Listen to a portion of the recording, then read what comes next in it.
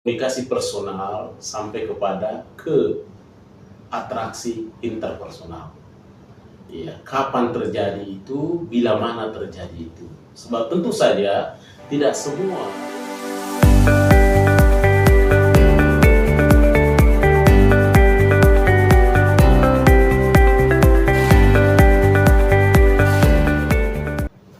Baik, bismillahirrahmanirrahim. Assalamualaikum warahmatullahi wabarakatuh. Para pemirsaku dimanapun berada, tentu saja menghiasi pertemuan kita di awal ini, kita senantiasa mensyukuri nikmat Tuhan yang Maha Kuasa. Di mana para pemirsa sekalian, tentu kita selalu merenung, selalu kita mengharap, selalu kita ingin ketemu, dan tentunya Allah pertemukan kita, walaupun dalam suasana online.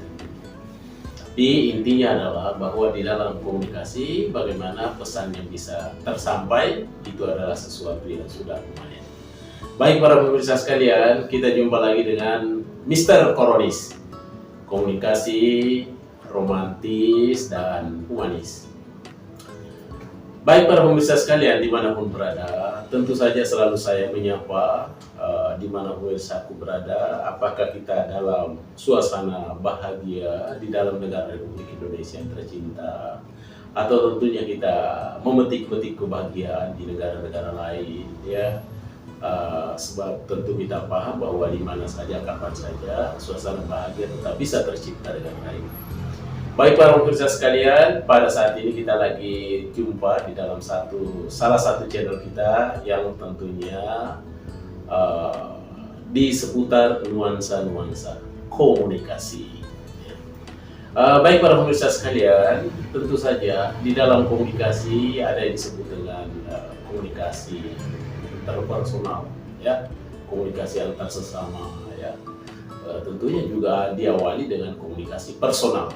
Ya, oleh karena itu pada kesempatan ini para pemirsa sekalian, saya akan menyampaikan bagaimana prosesnya komunikasi personal sampai kepada ke atraksi interpersonal.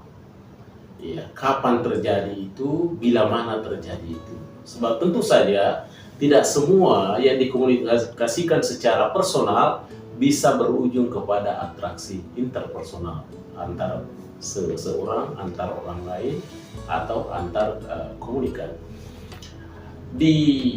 Pada kesempatan ini para pemirsa sekalian, ada 4 ya, ciri khas, ya, bagaimana karakteristik seorang komunikator personal sehingga dia dapat menuju kepada atraksi interpersonal.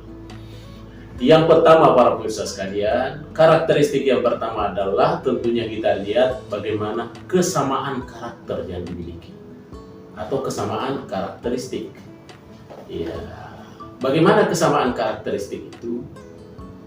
Ketika kita melakukan kontak komunikasi, berinteraksi dengan siapa saja, antar personal ke interpersonal umpama, tentu kita bisa menilai apakah personal kita ini ada kesamaan dengan yang diajak lawan bicara.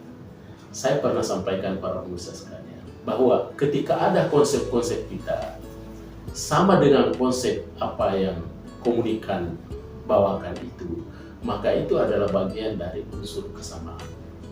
Ya, bagaimana tentang perilaku-perilaku kita, karakter-karakter kita itu juga tercermin kepada lawan bicara kita. Kalau banyak kesamaannya, maka komunikasi personal ini bisa ke atraksi interpersonal. Itu yang pertama, kesamaan karakteristik personal. Kemudian yang kedua adalah tekanan emosi. Ya, para pemirsa sekalian, tentu kita bicara tentang emosi. Bagaimana emosi itu? Ya, tentunya emosi itu harus dikelola dengan baik. So, setiap manusia secara kodratnya yakin bahwa semua memiliki emosi-emosi. Tapi emosi-emosi itu tentunya harus dikemas dengan baik. Ya, bagaimana emosi-emosi itu? Ya, tentunya bisa kita menoleh kepada lawan bicara kita pada saat melakukan komunikasi. Apakah emosi-emosi yang dia tampilkan itu tentunya ada kemiripan dengan emosi-emosi yang kita salurkan.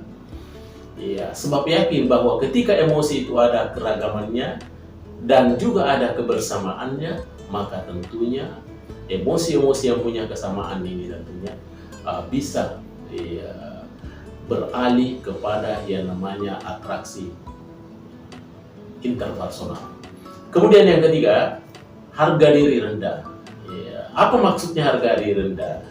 Para pemirsa sekalian, kadang-kadang kita ini menjustifikasi, memberikan sebuah penilaian bahwa ternyata kelompok ini harga dirinya rendah dan kelompok yang satu ini harga dirinya tinggi. Ya, kita memberikan penilaian seperti itu boleh-boleh saja, wajar-wajar saja, karena barangkali ada satu kriteria yang kita tentukan sehingga kita dapat menilai inilah harga dirinya rendah, inilah harga dirinya tinggi. Tentu berdasarkan subjektivitas kita.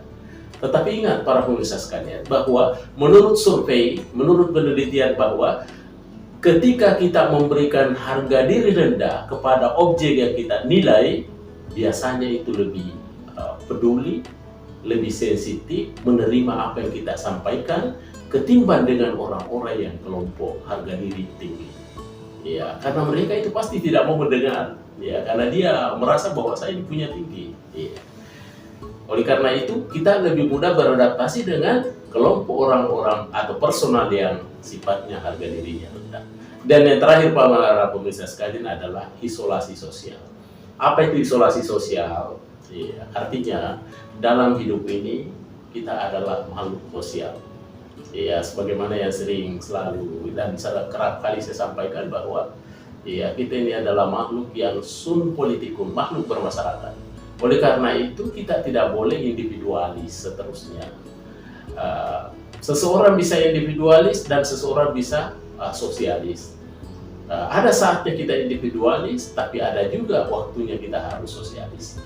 Jangan kita terlalu ekstrim terhadap individualis. Sebab pada prinsipnya bahwa kita ini hidup dalam sosial, tidak bisa hidup tanpa bantuan orang lain.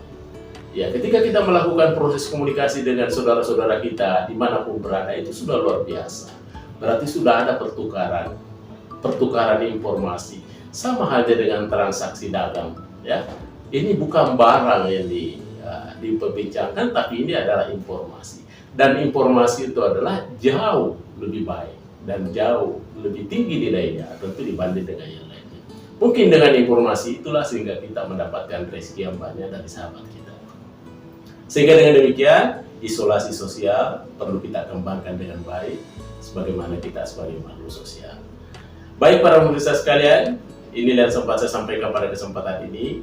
Jadi ada 4 ciri khasnya bagaimana komunikasi personal akan berujung kepada atraksi interpersonal. Yang pertama adalah ada kesamaan karakteristik personal, yang kemudian kedua adalah tekanan emosi, yang ketiga harga diri rendah, dan yang keempat ada isolasi sosial.